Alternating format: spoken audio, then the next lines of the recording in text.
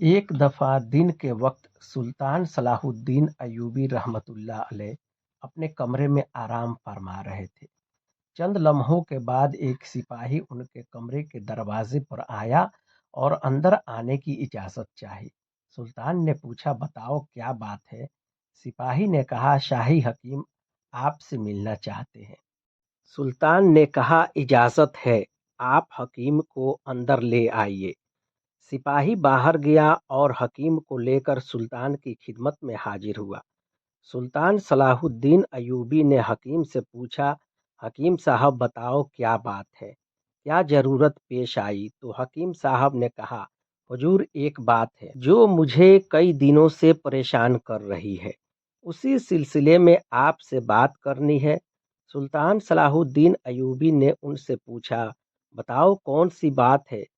तो हकीम साहब ने कहा, सुल्तान मुअज्जम, मेरे हकीम खाने में मेरी बहुत सारी शागिर्दों में से एक शागिर्द है जो एक खातून है और ईसाई मजहब से ताल्लुक़ रखती है। उसने इस्लाम के बारे में बहुत कुछ पढ़ा और बहुत कुछ सीखा है, लेकिन उसके ज़हन में चंद सवाल हैं जिनकी वजह से वह उलझ कर रह गई है और अभी तक मुसलमान नहीं हुई है।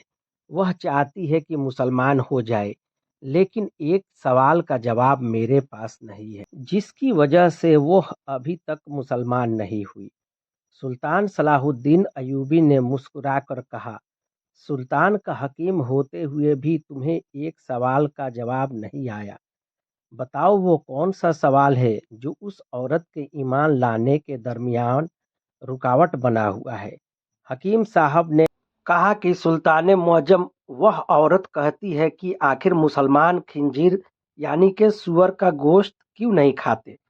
इसे खाने में आखिर बुराई ही क्या है? क्या इसके खाने में कोई नुकसान है जिसकी वजह से मुसलमान खिंजीर का गोश्त नहीं खाते हैं, बल्कि इससे सख्त नफरत करते हैं? और वो ये भी कहती है कि हमारे गांव में तो सभी लोग अक्सर खिंजीर का गोश्त खाते हैं और अपने कबीलों में खिंजीर पालते हैं और बड़ा होने पर इसको काट कर खाते हैं, और जब वह मुझसे सबक लेकर अपने घर वापस जाती है तो वो अपने घर वालों के साथ खिंजीर का ही गोश्त खाती है, क्योंकि मेरे पास उसके लिए इस सवाल का कोई माकूल जवाब नहीं है और मैं नहीं जानता कि उसे किस तरह मुतमईन करूं। लिहाजा अगर आप उसके सवाल का जवाब देंगे तो मुमकिन है कि आप उसके नूरे हिदायत की तरफ आने का जरिया बने और शायद वह गैर मुस्लिम औरत मुसलमान हो जाए। हकीम की बात सुनकर सुल्तान सलाहुद्दीन अय्यूबी ने हकीम से मुखातिब होकर कहा,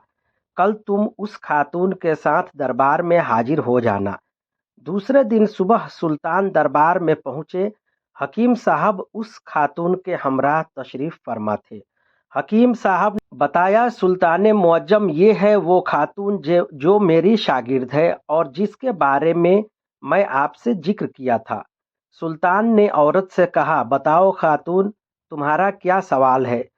तो उस औरत ने कहा, सुल्तान मुअज्जम, मैंने इस्लाम के बारे में बहुत कुछ पढ़ा और यहाँ तक कि मैं उस जगह पर आ गई हूँ कि मैं अब इस्लाम कबूल कर ही लूँ, लेकिन एक बात है जो मुझे इस्लाम कबूल करने से रोक रही है, और वो यह बात है कि इस्लाम खिंजीर के गोश्त खाने की इजाज़त क्यों नहीं देता। यह तो हमारी सबसे पसंदीदा खुराक है, चाहे कुछ भी हो जाए मैं तो इसे नहीं छोड़ूंगी। मैं इस्लाम की तालीम हासिल करने में हर जगह देखा है कि जहाँ भी इस्लाम में किसी चीज़ से रोका है तो उसके मना करने की वजह और उसके नुकसान के बारे में भी बताया, लेकिन खिंजीर के गोश्त के सिलसिले में तो मुझे कोई मजबूत दलील नहीं मिलती। मैंने जब अपने बाइबल को पढ़ा तो उसमें भी खिंजीर का गोश्त खाने से मना नहीं किया गया, तो फिर इस्लाम ने इसे क्यों मना किया है? आखिर इसके गोश्त में ऐसी क्या खराबी है? यह तो ईसाइयों की सबसे पसंदीदा खुराक है। यह सुनकर सुल्तान सलाहुद्दीन अय्यूबी उससे मुखातिब हुए और कहा, अल्लाह ताला ने कुरान पाक में 3 जगह पर खिंजीर का गोश्त खाने से मना फरमाया। फिर आपने उन आयात मुबारक का जिक्र भी किया پھر سلطان نے اپنے ایک مشیر کو کہا کہ وہ بائبل کی کتاب لاؤ جو اپنی اصلی حالت میں موجود ہے۔ جب کتاب سامنے پیش ہوئی تو آپ نے اس میں وہی جگہ تلاش کر کے دکھائے جہاں لکھا ہوا تھا کہ خنزیر کا گوشت کھانا منع ہے۔ عورت یہ دیکھ کر بولی، یہ کیا بات ہے؟ میرے پاس جو بائبل ہے اس میں صاف طور پر لکھا ہوا ہے کہ خنزیر کا گوشت کھانا منع نہیں ہے۔ سلطان صلاح الدین ایوبی نے کہا کہ مجھے ترس آتا ہے تمہارے ان لکھنے والوں پر جو اپنی عیاشوں کے لیے اس پاک کتاب کو اپنے لفظوں سے بالکل تبدیل کر رہے ہیں۔ تمہارے پاس جو بائبل ہے اپنی اصلی حالت میں موجود نہیں، اس میں وقت وقت پر کافی تبدیلی کی جا چکی ہے۔ پھر سلطان صلاح الدین ایوبی نے حکم دیا کہ کل خنزیر کا گوشت پکا کر صبح میرے دربار میں لے آنا۔ وہ عورت دوسرے دن خنزیر کا پکا گوشت سلطان کے دربار میں لے آئی۔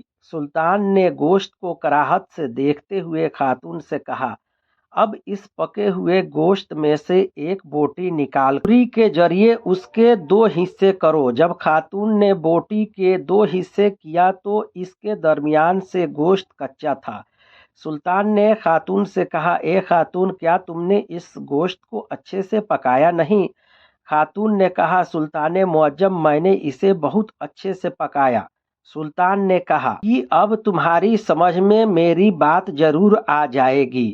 اس حرام گوشت کو چاہے جتنا بھی اچھی طرح پکا لو، ایک بار پکاؤ یا بار بار آگ کی تپش دو، یہ پوری طرح پکتا نہیں۔ اس طرح بیچ میں سے کچا رہنے کے بعد جب یہ تمہارے پیٹ کے اندر جاتا ہے تو بہت ساری بیماریوں کو سبب بنتا ہے، اس لیے اسلام نے اس کو کھانے سے منع کیا ہے۔ آپ خود ایک حکیم کے زیر اثر تعلیم حاصل کر رہی ہیں۔ آج آپ خود اندازہ لگائیے کہ اگر کوئی کچی چیز جب آپ کے پیٹ کے اندر جائے گی تو وہ اندر جا کر کتنی خرابیاں پیدا کرے گی۔ سلطان نے اس عورت سے کہا، آپ کو اس جانور کے بارے میں اور بھی بتاتا ہوں۔ یہ جانور جس جگہ رہتا ہے یہ اس جگہ اپنے ارد گرد سبھی انسانوں کی گندگی کو بھی کھا جاتا ہے۔ اکثر اس کی خوراک بہت ہی غلیظ ہوتی ہے، اور سب سے حیران کرنے والی بات یہ ہے کہ خنزیر وہ واحد بے شرم جانور ہے جب اس کی مادہ یعنی اس کی بیوی کے ساتھ کوئی دوسرا خنزیر تعلقات قائم کرتا ہے تو یہ خوش ہوتا ہے اور وہ فخر محسوس کرتا ہے۔ یہ واحد جانور ہے جس میں اتنی زیادہ بے شرمی بھری ہوئی ہے۔